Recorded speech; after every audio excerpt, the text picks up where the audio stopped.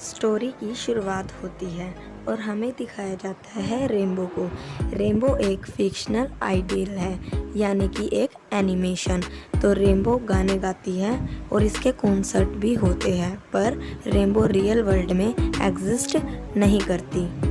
हमें दिखाया जाता है कि कंपनी के हेड एक्सू और कंपनी के मैनेजर लिनिये की मीटिंग चल रही होती है। तो लिनिये एक्सू को बोलता है कि रेनबो के आने वाले कॉन्सर्ट की टिकटें सोल्ड हो चुकी है और रेनबो का रिस्पॉन्स काफ़ी ज़्यादा अच्छा है।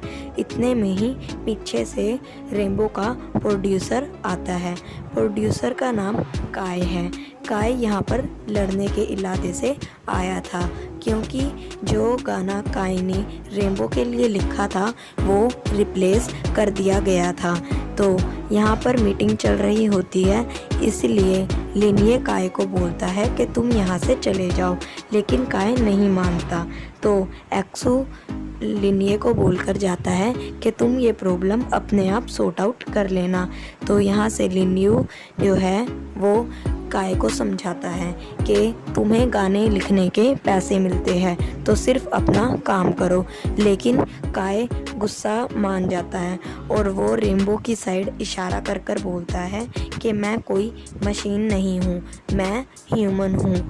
तो अगर तुम्हें कोई गाना ही लिखवाना है तो किसी सॉन्ग राइटिंग मशीन को ही हायर कर लो।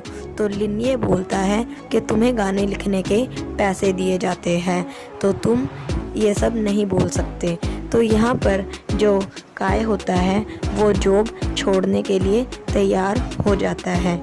तो लिनिये काय को याद दिलाता है कि तुम्हारे कॉन्ट्रैक्ट के हिसाब से तुम्हें सारा डैमेज पे करना होगा, फिर तुम जा सकते हो। इतने में ही काय के फ़ोन पर मैसेज आता है।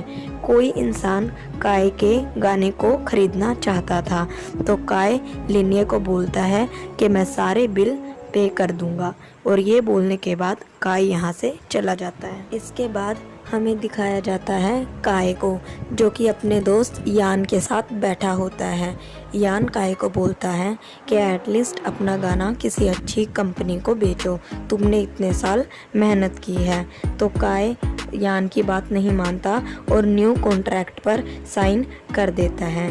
इसके बाद यान काय को बताता है कि उसकी गर्लफ्रेंड आने वाली है, लेकिन यान रेनबो के आने वाले कॉन्सर्ट की तैयारी के लिए थोड़ा बिजी है, इसीलिए काय उसकी गर्लफ्रेंड को अटेंड कर ले और थोड़ी कंपनी दे दे।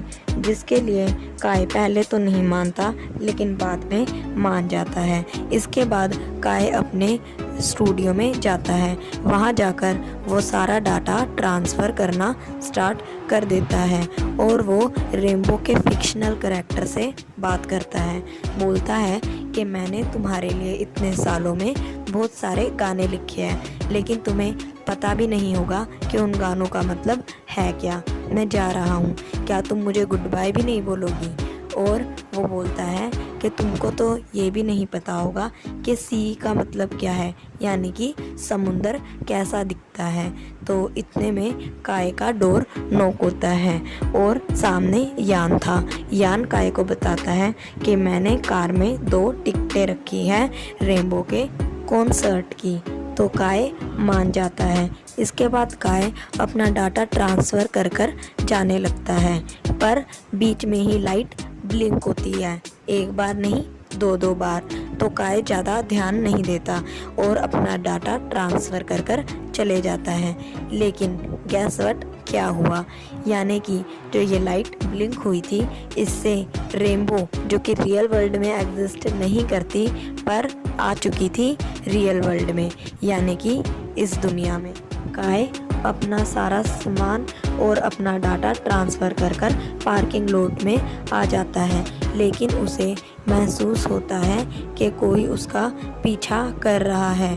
तो काय फटाफट से डरते डरते कार में बैठकर वहाँ से निकल जाता है, लेकिन अपनी एक फ़ोटो वहीं पर गलती से गिर जाता है, यानी भूल जाता है। और इस फ़ोटो को रेनबो चखती है, यानी हमारा फिक्शनल कैरेक्टर, यानी कि हमारी एनिमेशन। तो यहाँ से हमें पता चलता है कि जो रेनबो है वो काय के अब पीछे है। तो इसके बाद काय अपना बॉक्स लेकर घर में जाने लगता है, लेकिन उसे रेनबो बीच में ही रोक लेती है। रेनबो काय को बोलती है कि क्या तुम्हें याद आया, मैं रेनबो। तो काय रेनबो की साइड देखकर सोचता है कि यान ने कहा था उसकी गर्लफ्रेंड आने वाली है और यान की गर्लफ्रेंड का नाम भी रेनबो ही है, तो यान की गर्लफ्रेंड को हम रेनबो 2 बुलाएंगे। तो यहाँ पर काय रेनबो को कॉन्सर्ट की टिकट देकर बोलता है कि ये यान ने देने को बोला था और तुम्हें यान के कमरे में सोना होगा। इसके बाद ये दोनों घर में एंटर हो जाते हैं। काय रेनबो को बोलता है कि यान का कमरा वहाँ है तो तुम वहाँ चली जाओ, लेकिन रेनबो नहीं जाती और फिश टैंक में छोटे छोटे टर्टल्स को देखने लगती है। इसके बाद काय को उसकी फ़ोटो दिखाकर पूछती है कि क्या ये सी साइड की फ़ोटो है, लेकिन काय बोलता है कि तुम्हें ये फ़ोटो कहाँ से मिली। तो रेनबो बताती है कि पार्किंग लॉट में से। इसके बाद काय बोलता है कि इस फ़ोटो को फेंक दो। तो रेनबो बोलती है क्यों। काय बोलता है इतने सवाल क्यों पूछ रही हो। उसके बाद काय जाने लगता है। रेनबो पूछती है कहाँ जा रहे हो। तो काय बोलता है कि अगर तुम्हारी इच्छा हो तो क्या बाथरूम जाऊं। इसके बाद काय वॉशरूम में आ जाता है और वो सोच रहा होता है कि कहाँ फंस गया। इसके बाद काय बाहर जाता है और देखता है कि रेनबो बैठकर एक चीज़ के साथ खेल रही होती है। तो काय उस चीज़ को अपनी जगह पर रखता है। उसके बाद बोलता है कि मैं लास्ट टाइम बोल रहा हूँ, यान का कमरा वहाँ है, वहाँ चली जाओ। लेकिन रेनबो नहीं जा रही होती और काय से पूछ रही होती है कि हम कब सी साइड चल सकते हैं, यानी कि समुंदर देखने हम कब चल सकते हैं। तो यहाँ पर काय रेनबो को इग्नोर कर रहा होता है और अपने कमरे में चले जाता है। काय अपने रूम में जाने से पहले रेनबो को बोलता है मेक योरसेल्फ हेल्प। तो रेनबो मेरी तरह इस लाइन का मतलब नहीं समझ पाती और काय को पूछती है कि इसका मतलब क्या है। तो काय बोलता है कि तुम जो करना चाहो कर सकती हो। तो रेनबो जो है वो पूरे घर की साइड देखती है और हमें पता चल जाता है कि अब तो कुछ होने वाला है। काय तो अपने कमरे में ईयरफोन लगाकर सो जाता है, लेकिन रेनबो को नींद नहीं आती। तो सुबह हो जाती है और काय उठता है। वो जैसे ही अपने पैर फ्लोर पर रखता है उसे गिल्ला गिल्ला महसूस होता है। वो नीचे देखता है कि ना पानी पानी भर रखा है और छोटे छोटे टर्टल उसके पैर के आसपास घूम रहे हैं। वो रूम अनलॉक करता है और बाहर जाकर देखता है कि पूरा घर तहस महस हो रखा था। एक भी चीज़ अपनी जगह पर नहीं थी। कुशन्स फट चुके थे, रुई इधर उधर हो चुकी थी, टीवी काम नहीं कर रहा था, टैंक फूट चुका था, ज़मीन पर पानी पानी हो चुका था। यानी कि इतने टाइम की मेहनत, इतना जो घर बना रखा था पूरा ख़त्म।